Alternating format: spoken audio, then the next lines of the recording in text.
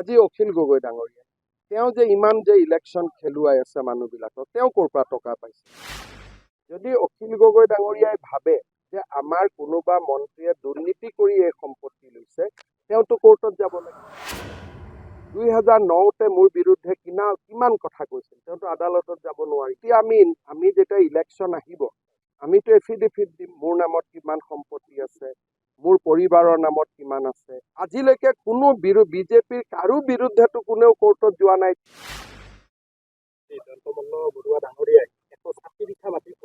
এটা কথা হয় কি যে আমাৰ কি সম্পত্তি আছে বা নাই ইলেকশ্যনত আমি এফিডেভিটত ৰাইজক জনাইছো যদি ৰাইজে ভাবে যে এই সম্পত্তি আমি অনৈতিকভাৱে সংগ্ৰহ কৰিছো ৰাইজে লিষ্টখন চাই ইনকাম টেক্সতো কমপ্লেইন দিব পাৰিব হাইকোৰ্টতো PIL কৰিব পাৰিব CBIতো দিব পাৰিব বা মোকো কমপ্লেইন দিব পাৰিব এতিয়া এনেকুৱা এটা হ'ব নালাগে যে আমিয়েই নিজে আদালত যদি অখিল গগৈ ডাঙৰীয়াই ভাবে যে আমাৰ কোনোবা মন্ত্ৰীয়ে দুৰ্নীতি কৰি এই সম্পত্তি লৈছে তেওঁতো কোৰ্টত যাব লাগে 2009তে মোৰ বিৰুদ্ধে কিমান কথা কৈছিল তেওঁতো আদালতত যাব নোৱাৰি গতিকে এই কথাটো এনেকে প্ৰেছ কনফাৰেন্স কৰি ক'লেইতো নহ'ব সত্য বা অসত্যটো আপুনি জানিব পাৰিব যেতিয়া আমি যেতিয়া ইলেকশ্যন আহিব আমিতো এফিডেভিট দিম মোৰ নামত কিমান সম্পত্তি আছে মোৰ পৰিবাৰৰ নামত কিমান আছে বা মোৰ কোনোবা যদি ডিপেণ্ডেণ্ট আছে কিমান দিম তেতিয়া আপুনি এফিডেভিটখন পঢ়ি ভাবিব যে মানুহজনে কেনেকৈ ইমান সম্পত্তি কৰিলে যদি আপুনি ভাবে যে তেওঁ সম্পত্তিটো নিয়মত কৰা নাই তেতিয়াহ'লে আপুনি কোৰ্টত যাব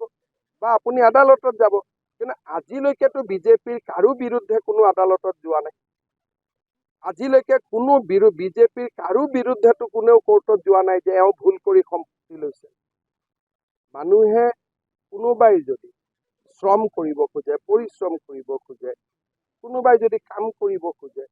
তাতেতো কাম কৰি টকা পইচা গোটোৱাততো কোনো আপত্তি নাই খালি টকা পইচা দুৰ্নীতি কৰি গোটাব নালাগে কথাটো হৈছে ইমানেই আজি অখিল গগৈ ডাঙৰীয়া তেওঁ যে ইমান যে ইলেকশ্যন খেলুৱাই আছে মানুহবিলাকক তেওঁ ক'ৰ পৰা টকা পাইছে তেওঁতো ক'ৰবাৰ পৰা টকা পাব লাগিব গতিকে এতিয়া তেওঁকতো আমি কেতিয়াও সোধা নাই কাৰণ যি আছে যি নাই ৰাইজে এফিডেভিট চাবই এটা কথা আৰু এইবিলাকত নিউজ কৰিব কি আছে যিখন ময়ে এফিডেভিটত দি দিম মোৰ কি সম্পত্তি আছে নাই ছমাহ পিছত এতিয়া যে BTCত ইলেকশ্যন হ'ব ইয়াতো চব কেণ্ডিডেটে সম্পত্তিৰ তালিকা দিব সেইকাৰণে এইবিলাক কোনো এদিনীয়া দুদিনীয়া কথা কৈতো লাভ নাই মানুহে যাক মৰম কৰে তাক ভোট দিব যাক বেয়া পায় তাক ভোট নিদিব আপুনি হাঁহি সকলো অখিল তুমি কোৱাৰ কাৰণে দিছো বুলি এনেকুৱাও দৃশ্য দেখো কিন্তু বিধানসভাত প্ৰতিবাদ মই এটা কথা কৈছো যে সকলো মানুহে অসমৰ কাৰণে কাম কৰক অখিল গগৈৰ দায়িত্ব শিৱসাগৰ ৰাইজৰ কাৰণে কাম কৰা তেওঁ কাম কৰক সহযোগিতা কৰি এই চবৰে পিছে লাগি থাকিলে কি লাভ হ'ব এইবিলাকত অনৰ্থক শক্তি নাযায় জানো আজিয়ে যে দিনটো এখন প্ৰেছ কনফাৰেন্স কৰিলে এই 2 ঘণ্টা তেওঁ শিৱসাগৰৰ 10জন মানুহ লগ পাব পাৰিলে গতিকে এইবিলাক অবাবত কৰি থকা কাম আৰু মই এইবিলাকত নকওঁ কিয় কাৰণ মোকে ইমান ভুক্তভোগী কৰি থৈ দিছে 2008ৰ পৰা 2008ত মোৰ এখন গাড়ীক লৈ প্ৰশ্ন কৰিলে যে এইখন গাড়ী হিমন্ত বিশ্ব শৰ্মাই কিয় কিনিব এতিয়াতো চব MLA মন্ত্ৰী হাতে তাতকৈ ডাঙৰ গাড়ী ফাইল দুটাও নোলালে গতিকে এইবিলাক নাটক ড্ৰামা মোৰ কাৰণে অলপমান নতুন নহয় কাৰণে মই অলপ মনে ফাইল দুটাত কি আছিলে ফাইল দুটাত একো নাই আৰু ফাইল দুটাত খাৰ খোৱা আছিলে আমাৰ হাতত তেনেকুৱা কোনো অভিযোগ নাই কোনোবা মানুহ যদি অপহৰণ হয় ডেফিনেটলি পুলিচে কেছ ল'ব এইটো হৈছে এটা মানে আপোনাক মই বেয়া পালে অভিযোগ দিব নালাগে ভাল পাই থাকোঁতে অভিযোগ দিব লাগে তেতিয়া অভিযোগবোৰ যুক্তিযুক্ত বুলি ধৰিব পাৰি মই আপোনাক বেয়া পাওঁ সেইকাৰণে এখন প্ৰেছ কনফাৰেন্স কৰিলোঁ কিন্তু যেতিয়া মই আপোনাক ভাল পাই আছিলোঁ তেতিয়া কথাটো কিয় নক'লোঁ এই মানুহবিলাকতো 2 মাহ আগলৈকে একে আছিলে তেতিয়া কিয় নক'লোঁ বেয়া হৈছে বুলি গতিকে যেতিয়া এজন মানুহে মোৰ প্ৰতিদ্বন্দ্বীৰ বিৰুদ্ধে মই কথা কওঁ তেতিয়া আমি কথাবিলাক চিধা ৰাস্তাত নাচাওঁ কিন্তু যদি বন্ধু এজনে বন্ধুৰ বিপক্ষে কওঁ তেতিয়া আমি ক'ম যে নহয় ইমান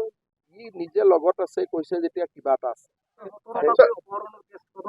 তেনেকুৱা কেনেকে হ'ব পাৰে 17টা অপহৰণৰ কেছ যদি আমি তদন্ত নকৰাকৈ ক্লোজ কৰোঁ কোনো মানুহ হাইকোৰ্টত নাযাব নেকি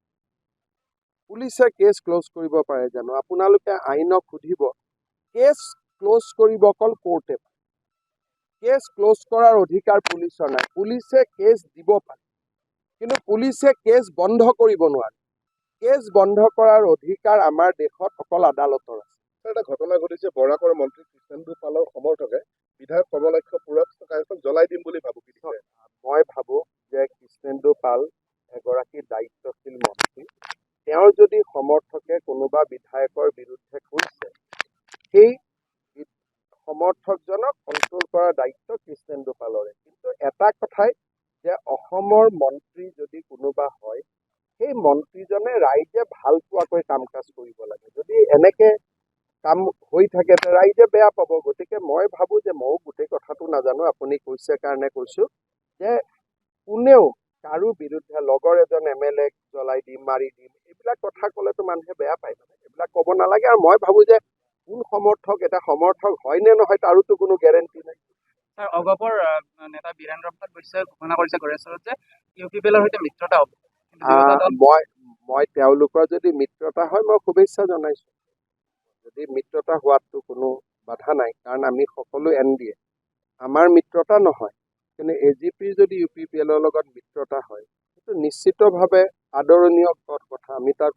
স্বাগতম জনাম, আমিতো বিৰোধিতা নকৰোঁ। চৰকাৰটো ৰাইজেহে গতাব কাৰ লগত চৰকাৰ হ'ব। আৰু মইতো বিচাৰো যে NDA জিকক, কিন্তু এতিয়া ৰাইজেহে সিদ্ধান্ত ল'ব। আমি বেলেগে খেলিলেও আমি বিচাৰো যে NDA AGPও জিকক, UPPLও জিকক, BJPও জিকক, NDA জিকক। কিন্তু মই ক'লেতো ভোট নহ'ব, মোৰতো ইয়াত ভোটেই নাই। BJPৰ লগত চাওক, BJPৰ লগত বড়োলেণ্ডৰ ৰাইজ, সকলো বড়োলেণ্ডৰ ৰাইজ থাকিব আৰু আপোনালোক থাকিব।